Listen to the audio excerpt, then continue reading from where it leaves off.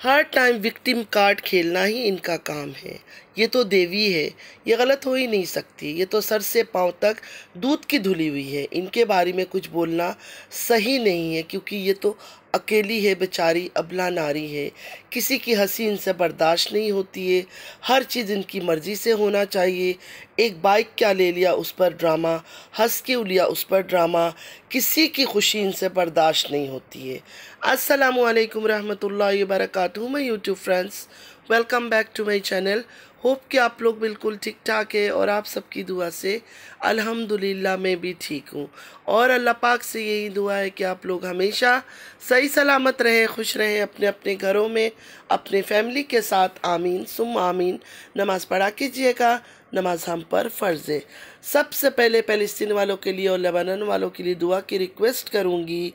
Please please please फ़लस्तीन वालों को और लेबनान वालों को अपनी दुआओं में ज़रूर याद रखा करें। हमारी दुआओं की उनको बहुत ज़्यादा ज़रूरत है। अल्लाह पाक अपनी गैब से उनके लिए आसानियाँ फरमाए। आमीन या रब्बल आलमीन।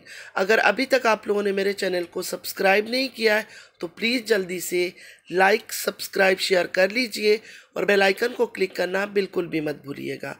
बेल आइकन क्लिक करने से ये होगा, जब भी मैं कोई वीडियो अपलोड करूँगी सबसे पहले नोटिफिकेशन आप लोगों को मिलेगा। आप लोगों का लाइक, सब्सक्राइब, शेयर, कमेंट हमारे लिए हौसला अफजाई होता है।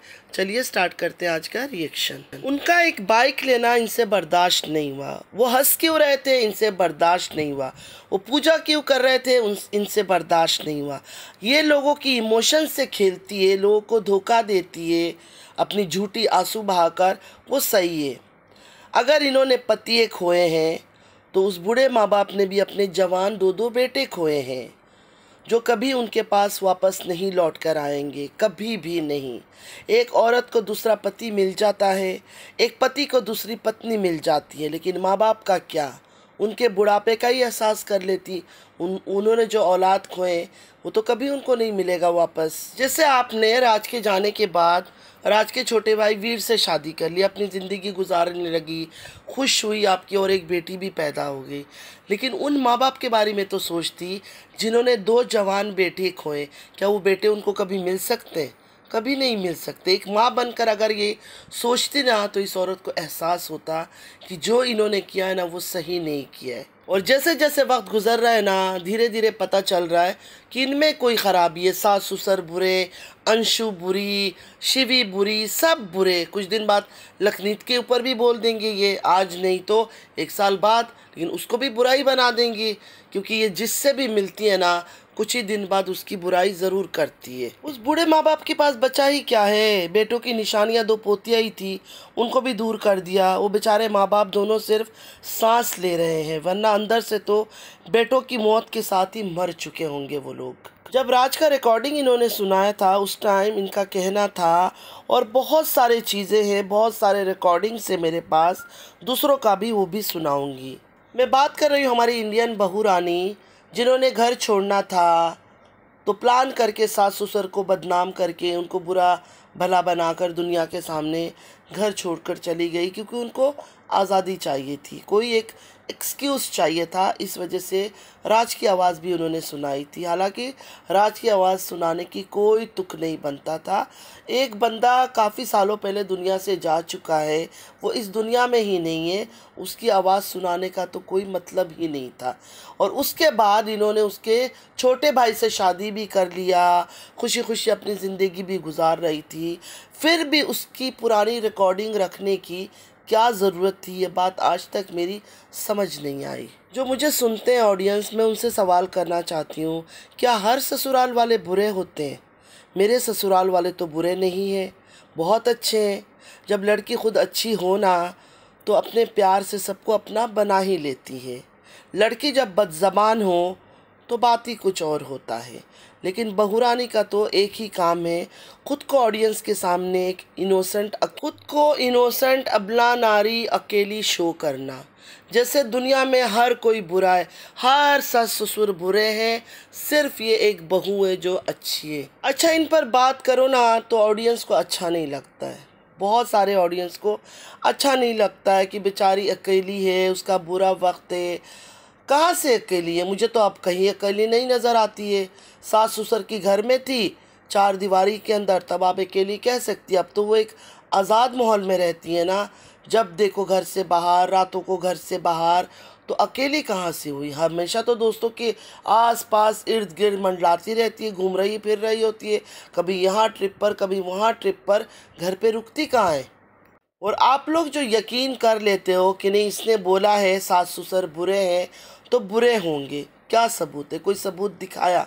कोई आज तक एक सिंगल एविडेंस शो किया इसने कि नहीं मेरे सास ससुर बुरे हैं, मुझे गालियां देते हैं, ताना मारते हैं? जो राज की रिकॉर्डिंग कर सकती है, क्या वो सास ससुर को छोड़ देती? अगर वो बुरा भला कुछ इस औरत को कहते तो आप लोग को क्या लगता है? ये खामोश रहती, चुप करके बस सुनती रहती, ये रिकॉर्डिंग नहीं करती कि कल को ये सुना सके यूट्यूब में?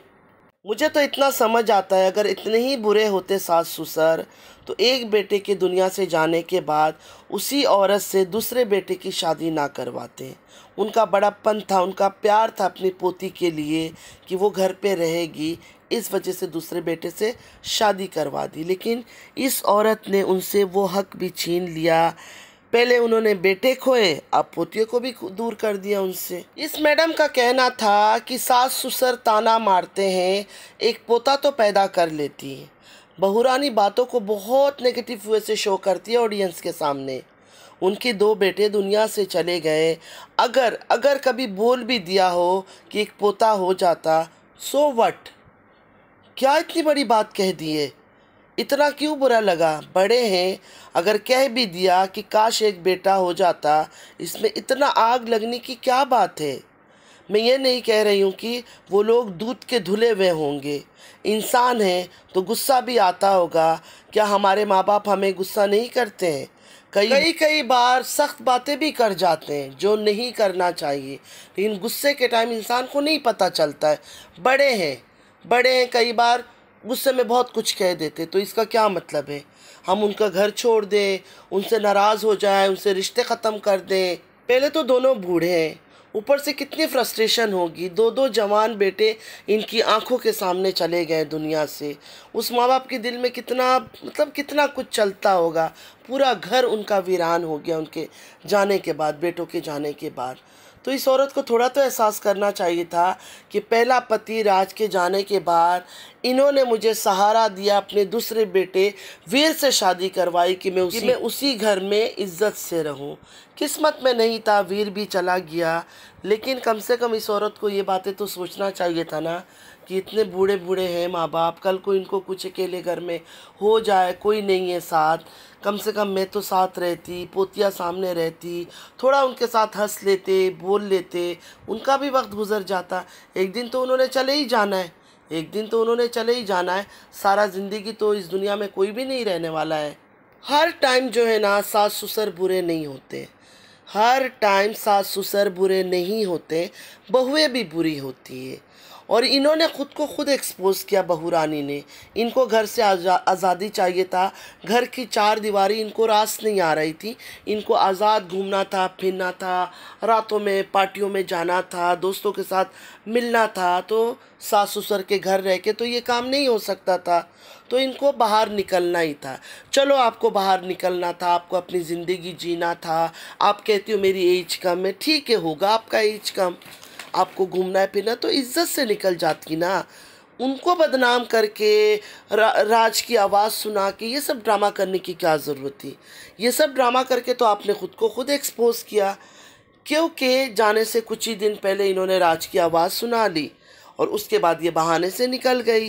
कभी ये अंशु का बहाना कर लेती, अंशु को मुझसे दूर कर दिया।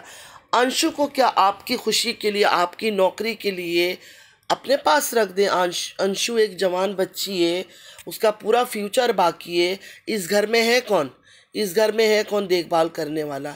एक जवान लड़की की इतनी सारी जिम्मेदारियां होती है, वो बूढ़े माँ बाप तो नहीं निभा सकते थे। तो ये तो बहुत अच्छा किया उन्होंने, अंशु को अपने माँ बाप के पास भेज दिया। अंशु अपने माँ बाप के पास ही सेफ है, आपके पास अंशु सेफ नहीं है। इस औरत के ड्रामे मुझे सच में समझ नहीं आता है। अंशु को लेकर इस औरत ने बड़ा ड्रामा किया, अंशु को दूर कर दिया, जानबूझ के मेरे से दूर कर दी। जानबूझ के का क्या मतलब है? अंशु को तो जाना ही था अपने माँ बाप के घर, जवान लड़की को कौन ख्याल करता है इधर, कल को कुछ ऊंच नीच हो जाता, कितना कुछ हो रहा है आजकल इंडिया में, तो कौन जिम्मेदारी लेता है इस चीज़ का। आप तो बड़ी औरत हो, 2 बच्चे की माँ हो, आज़ाद हो, इधर घूमती हो उधर घूमती हो। अंशु को तो इस तरह आज़ाद नहीं छोड़ सकते थे ना, वो तो जवान लड़की थी, उसको तो चाहिए ना कोई सेफ जगह में रहे। तो बहुत अच्छा किया कि उसको वहाँ भेज दिया उन्होंने। वैसे भी अंशु वक्त से पहले मैच्योर हो रही थी, आप लोग को पता है, मेकअप करना, मॉडलिंग करना, ये सब कुछ उससे करवा रही थी। मतलब एक टाइम होता है लड़की ये सब चीज़ें करे, लेकिन अंशु को इतना कम एज से ये सब करवाने की क्या ज़रूरत है। अभी जहाँ वो रह रही है ना, बिल्कुल सही है। माँ बाप से ज़्यादा बड़ी रिश्तेदार ये बनी हुई है, पैदा उन्होंने किया, उन्हें पता है उनकी बच्ची की सेफ्टी कहाँ है। इनको बड़ा दुख है, अब विलेज में रह रही है, वहाँ का पढ़ाई यहाँ का कैसे भी हो, पढ़ तो रही है ना, पढ़ लिख के इंसान बन जाएगी। जिसको कुछ बनना होता है ना, उसके लिए सिटी विलेज कुछ मायने नहीं रखती है, वो कहीं से भी पढ़ लिख कर कुछ बन जाता है। इस मैडम को कौन जानता था। सबसे पहले राज ने चैनल बनाया, उसके बाद विदाउट एनी कंट्रोवर्सी, कोई गलीज़ हरकत के बिना उसने सब्सक्राइबर बनाए और अच्छे खासे सब्सक्राइबर बनाया, चैनल अच्छा ग्रो किया। उसके बाद उसने अपनी बीवी फैमिली से मिलवाया, तब जाकर इन्होंने अपनी चैनल बनवाई। अपने चैनल पर इन्होंने मेहनत किया होगा, मैं नहीं कह रही कि इन्होंने नहीं किया है, लेकिन द रॉड चैनल लेकर जो इन्होंने ड्रामा किया है ना, द रॉड चैनल पर पूरा मेहनत जो है ना, अंशु वो जो छोटी लड़की इनके घर रहती थी, अंशु की, राज की, और जो जेरी एक डॉग था, वो सिर्फ नज़र आते थे। अब अगर आप पुराने वीडियोस जाकर देखेंगे ना सर्च करके, तो सारे पुराने वीडियोस में आपको अंशु, राज और वो जेरी जो कुत्ता है उनका वही नज़र आएगा। मेरे ख्याल में जेरी की भी डेथ हो गई है। रॉड चैनल को लेकर भी इन्होंने ड्रामा किया था, हालांकि रॉड चैनल पर हकीकत में इनका कोई हक नहीं है, इनका कोई हक नहीं है, क्योंकि उस पर मेहनत जो है ना राज का था और अंशु। तो अगर रॉड चैनल जाना चाहिए ना, तो अंशु को ही रियलिटी में वो चीज़ मिलना चाहिए था, लेकिन अंशु ने बहुत समझदारी से काम लिया। उस बेचारी ने लड़ाई पर नहीं गई, जाहिर है छोटी है वो, इतनी कम उम्र की बच्ची है, उसने चीज़ों को बहुत तरीके से, बहुत ही मैच्योरली चीज़ों को ख़त्म कर दिया, वरना ये तो उसके पीछे भी लग जाना था, ऑलरेडी लग चुकी थी। एक्चुअली इनका पता है मेन इशू क्या है, कि इनकी मन मर्जी के मुताबिक अगर कुछ भी ना हो तो वो लोग इनके लिए बुरे हो जाते हैं। हर चीज़ इनकी मर्ज़ी के मुताबिक होना चाहिए, अगर इनकी मर्ज़ी के मुताबिक ना होना तो वो साबित करना लग जाती है कि वो लोग गलत हैं। चाहे वो बूढ़े सास ससुर हो, चाहे वो शिवी हो, चाहे वो छोटी सी अंशु हो। इनको सास ससुर के साथ घर की 4 दीवारी में नहीं रहना था, तो इन्होंने अपना दिमाग लगाया कि अब इस घर से कैसे निकलूं। अगर मैं ऐसे ही निकल जाऊंगी तो लोग मुझे बुरा बोलेंगे। तो इन्होंने एक पुरानी रिकॉर्डिंग लगा दी जो बिल्कुल बेकार था, वो रिकॉर्डिंग सुनाने का कोई फ़ायदा नहीं था। इंसान जब प्लानिंग करता है ना, तो ये भूल जाता है कि ऊपर सबसे बड़ा प्लानर बैठा हुआ है। रिकॉर्डिंग के ज़रिए भी बहुरानी ने खुद को ही एक्सपोज किया कि इनके अंदर कितना जहर है, कि एक मरा हुआ इंसान जो पहले इनका पति था, उसके बाद इनकी बेटी का बाप है, इन्होंने उसको भी नहीं छोड़ा, अपने मतलब के लिए उसकी रिकॉर्डिंग इतने सालों तक रखा और उसको इस्तेमाल किया। लोगों का इनके साथ इसलिए सिंपैथी है कि बेचारी अकेली है, ऊपर से बात बात पर रोना स्टार्ट कर देती है, ख़ुद को सही साबित करने के लिए ऑन कैमरा बैठकर आंसू बहाना शुरू कर देती है, लोगों के इमोशंस का फ़ायदा उठाती है। गाली देने में ये कितनी एक्सपर्ट है वो तो कई बार आप लोगों ने सुना होगा। शिवी का हस्बैंड का गाली वाला रिकॉर्डिंग इन्होंने इसलिए नहीं लगाया, कम्युनिटी गाइडलाइंस की वजह से। वाह, व्हाट अ लेम एक्सक्यूज़। और अपने मुंह से उन गालियों को रिपीट कर रही है कई बार, उसमें कोई कम्युनिटी गाइडलाइंस की परवाह नहीं थी। लेकिन अगर उसका रिकॉर्डिंग लगा लेते तो कम्युनिटी गाइडलाइंस का इनको बड़ा डर था। राज के रिकॉर्डिंग में भी बार बार वो बोल रहा था, राज बोल रहा था, मैं तुझसे कितना प्यार से बात करने आया हूँ, तू चीख चिल्ला रही है। वहाँ भी वो राज को गालियाँ ही दे रही थी। मतलब साफ पता चलता है कि इनको गालियाँ देने की भी आदत है, बात बात पर ये गालियाँ देती है लोगों को। उस दिन जब इनको मारा पीटा जा रहा था, जो रिकॉर्डिंग इन्होंने सुनाई उसमें काफ़ी बातें हुई थी, बहुत नेगेटिव बातें भी लोगों ने किया। मैं वो सब बातें नहीं करना चाहती हूँ, मुझे किसी का कैरेक्टर असैसिन करने का कोई शौक़ नहीं है। लेकिन उस टाइम पर घर में सब थे, सास ससुर, दादाजी और वीर भी था घर में। तो वीर अपनी भाभी माँ को बचाने के लिए क्यों नहीं आया? आज जो बहू रानी के माँ और भाई बहू रानी के साथ खड़े हैं, उस टाइम पर जब जुल्म करता था राज, माँ और भाई ने आकर क्यों नहीं बचाया? चलो राज के जाने के बाद माँ और भाई आके ले जाते, ज़रूरी नहीं था इसी घर में शादी करके रुकना। तो ये शादी करके क्यों रुकी, किसने रुकी थी? अब कुछ लोग ये कहते हैं कि इज्जत के खातिर कहाँ जाती, क्यों कहाँ जाती? सोशल मीडिया में तो वो काम कर रही थी ना, राज के ज़िंदा रहते हुए कर रही थी। राज के बाद चली जाती, सोशल मीडिया से जो कमा रही है उस पर खुद को और खुद की बेटी को पाल सकती थी, कोई मसला नहीं था। इतना बुरा था राज, लेकिन फिर भी इन्होंने राज के भाई पर ट्रस्ट कर लिया और शादी करके यहाँ बैठ गई। और वीर के गुजरने के 1 साल के अंदर वीर का घर छोड़ दिया, क्योंकि वीर के जो माँ बाप थे वो बुरे हैं। सोचने वाली बात है, आप लोग जब सपोर्ट करते हो ना किसी को, तो बातों को सोचा भी करें, मतलब सच को भी देखा करें। सिर्फ आंख बंद करके कि नहीं सास ससुर बुरे हैं, बहू बेचारी अबला नारी, ऐसा नहीं होता है। देखिए, सबसे बुरी बात और सबसे नेगेटिव चीज़ मुझे इस औरत की ये लगी, हम मुसलमानों में ये होता है, मुस्लिम्स में, कि अगर दुश्मन की भी मौत हो जाए, अगर दुश्मन भी मर जाए ना, तो हम उसको माफ़ कर देते, अपना दिल उसकी तरफ से साफ़ कर लेते। हम उसको दुनिया में बदनाम नहीं करते, उसके बारे में कभी बुरा नहीं बोलते, मतलब उसको किसी बुरी यादों में याद नहीं करते। और ये चीज़ें मेरे ख़्याल में और रिलीजन में भी होता होगा कि इंसान जब मर जाता है फिर उसके बारे में क्या बुरा बोलना। और राज से तो इनका रिश्ता था, इनका पति रह चुका वो, इनकी बेटी का बाप है वो, फिर भी इन्होंने उसको नहीं छोड़ा। और राज के डेथ के बाद उसकी वीडियोस लगाना, उसमें मिस यू लिखना और पता नहीं शॉर्ट्स वीडियो और ये वो शादी की पुरानी यादें, हर चीज़ ये शेयर करती थी। और अच्छे खासे मिलियन व्यूज़ इन्होंने बटोरे सिर्फ उसकी पुरानी यादों को शेयर कर करके। मतलब अपने मतलब के लिए, पैसे कमाने के लिए इन्होंने खूब इस्तेमाल किया उसकी मौत को भी। अच्छा, उसके बाद मैडम ने और एक ड्रामा खेला। कुछ दिन बाद घर छोड़ने का, अंशु के गांव चली गई। जाहिर सी बात है, बच्ची है, बचपन से इन लोगों को देखा है तो देखकर रोना धोना तो आता है। जाहिर है वो उसके दिल में तो इतना खोट नहीं था, वो तो दिल से ही भाभी बुला रही थी, उसके अंदर इतनी चालाकी कहाँ से आएगी, बच्ची है वो अभी। उसके बाद उसके पापा को कहने लगे कि 1 दिन के लिए अंशु को दे दे, 2 दिन के लिए दे दे। बहुत मतलब इन्होंने मनाया, लेकिन अंशु के पापा ने नहीं दिया कि नहीं, अंशु को नहीं लेकर जाओगी। इनको बहुत बुरा लगा, इनकी ईगो हर्ट हो गई। जब राज और वीर नहीं रहे, उसके माँ को, बाप को आपने गंदा कर दिया, उस घर को आपने छोड़ दिया, उस घर से आप निकल गई, तो अंशु से आप कौन सा रिश्ता निभाने के लिए चली गई अंशु के गाँव में? और अंशु के पापा को आप कैसे कह रही हो कि अंशु को मेरे साथ दे दो? कोई अपनी जवान बेटी आपकी खुशी के लिए आपके साथ दे देगा? कोई भी माँ बाप नहीं देंगे। तो उनका फैसला बिल्कुल सही था। आप जिस तरह से आजकल घूमती हो, फिरती हो, आज़ाद हो, आप 2 बच्चे की माँ हो, लेकिन वो तो बच्ची है, अभी तो उसकी ज़िंदगी भी शुरू नहीं हुई है। उसको कैसे दे दें आपके साथ, किस रिश्ते से दे दें? आपने तो उस घर से रिश्ता ही तोड़ दिया ना, उस घर से निकल गई कि वो लोग अच्छे नहीं है, तो फिर आप अंशु को लेने क्यों पहुंच गई है? तो जब अंशु के पापा ने इनकार कर दिया, यकीन माने ये लौट कर आई और आकर इन्होंने वीडियो बनाया, इतने कर्ज किए, इतनी अजीब व गरीब किस्म की बातें सुनाई। मतलब उस आदमी की बेटी है वो, उसकी मर्ज़ी है, अपनी बेटी को किसी के घर जाने दे ना जाने दे, मर्जी है, क्योंकि वो बच्ची अभी अंडर एज है, वो मैच्योर लड़की नहीं है। एक बार वो बड़ी हो जाए तो चलो उसका फ़ैसला है, अगर उसको लगता है कि मुझे जाना चाहिए वो आएगी, नहीं तो अभी तो उनकी ज़िम्मेदारी है ना, वो कैसे दे दे इसकी खुशी के लिए।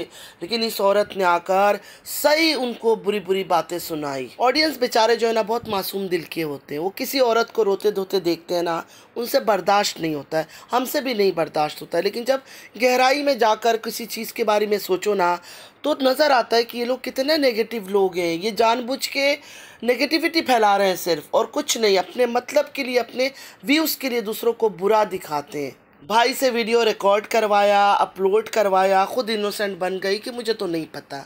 और फ्रेम के अंदर थम्स अप कर रही है भाई को कि ज़बरदस्त हुआ है रिकॉर्डिंग। वो भी जो व्यूअर्स से, व्यूअर्स की नज़रें देखे, व्यूअर्स ने देख लिया कि कोई ऐसे थम्स अप दे रही है कि हाँ ज़बरदस्त बन। शिवी से भाई के ख़िलाफ़ वीडियो बनाया, मायके वालों के ख़िलाफ़ वीडियो बनाया, खुद इनोसेंट बन गई कि इनको तो पता ही नहीं है, तो शिवी ने खुद बनाया। वो तो सारा सबूत शिवी ने खुद दिया, लेकिन वही बात है शिवी ने भी लेट दिया, क्या फ़ायदा। इसलिए कहते हैं ना, दोस्ती करो ना तो अच्छे लोगों से करो जो तुम्हारे साथ वफा करे। ऐसे दोस्तों से दोस्ती करना ही बेकार है जो वक्त आने पर तुम्हारा साथ छोड़ दे। मैं यहाँ शिवी की कोई तारीफ़ नहीं कर रही हूँ कि शिवी अच्छी है और ये बुरी है। दोबारा मैं रिपीट कर रही हूँ, मुझे नहीं पता इनमें कौन सही है कौन गलत है, लेकिन शिवी की कुछ बातें जो है ना वो सही लगती है।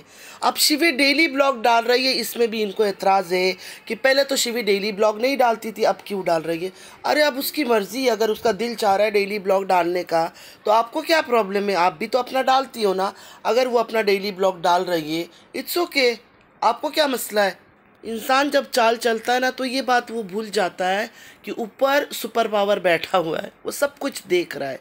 हम कितना ही चाल चले, कितना ही कुछ करें ना, उससे छुपा नहीं सकते। तभी इनकी भी जो हरकतें हैं ना वो कुछ ना कुछ खुल खुल कर खुद ही सामने आता है और ये खुद एक्सपोज हो जाती है कि ये भी सही नहीं है। तो बस आज के लिए इतना ही। उम्मीद है आज का वीडियो आप लोग को अच्छा लगा होगा। अगर अच्छा लगा है तो लाइक सब्सक्राइब शेयर ज़रूर कीजिएगा। नमाज़ पढ़ा कीजिएगा, नमाज हम पर फ़र्ज़ है। अल्लाह पाक हम सबको नेक हिदायत दे, हमारी औलादों को नेक हिदायत दे, हमारी मुश्किलें आसान करे, आमीन या रब्बल आलमीन। चलती हूँ दुआ में याद रखिएगा। ज़िंदगी रही फिर मुलाकात होगी। अल्लाह हाफिज़।